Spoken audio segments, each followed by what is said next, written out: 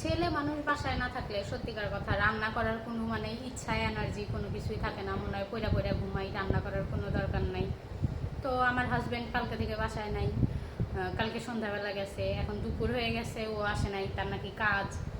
তো আমি তো বেচারা কতক্ষণ না খায় থাকবো, তো নিজের পছন্দ মতো খিচুড়ি রান্না করছি আর ডিম ভাজি করছি, যে আম্মু বাসায় থেকে আচার দিয়ে দিছে, গরুর মাংসের আচার। এখন এটা দিয়ে খাওয়া দাওয়া করবো। কি করবো, জামাইয়ের আশায় বসে থাকলে না খায় মরা লাগবে আমার আর কি। তো এখন এটা দিয়ে খাওয়া দাওয়া করবো। খিচুড়ি তোমাদের কার কার পছন্দ অবশ্যই কিন্তু কমেন্ট করে জানাবা। আর আমার মতো একা একা থাকলে কে কে রান্না করো না। যাই হোক, চলো টেস্ট করে দেখি যে খিচুড়ি কেমন হয়েছে। আসলে আমি ঝরঝরা খিচুড়ি রান্না করতে গেছিলাম, কিন্তু ল্যাটকা খিচুড়ি হয়ে গেছে। আসলে আমি পানির আন্দাজটা বুঝতে পারি নাই।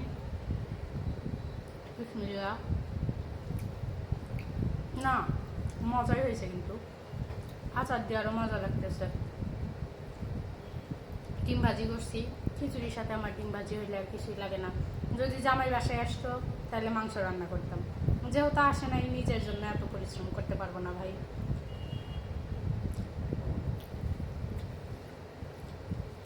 খারাপ না, মজাই হয়েছে, শুধু নরম হয়েছে এই আর কি।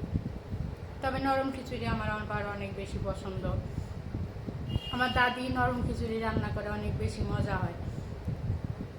5-6 দিন যাওয়ার পরেই আমি বায়না করতাম যে দাদি আবার খিচুড়ি রান্না করো, সবজি দিয়ে অথবা এমনি ডাউল ডাউল দিয়ে।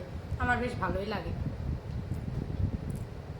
কি করবো, একা একা হুদাই বসে থেকে মানে কোনো কাজ পাইতেছি না, তোমাদের সাথে গল্প করতেছি।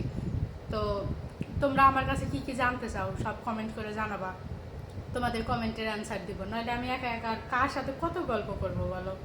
যাই হোক, খাওয়া দাওয়া করি, সবাই ভালো থাকো। ভিডিওটা ভালো লাগলে ভিডিও শেষে একটা লাইক কমেন্ট করে যাও। আল্লাহ হাফেজ, খাওয়া শেষ করি।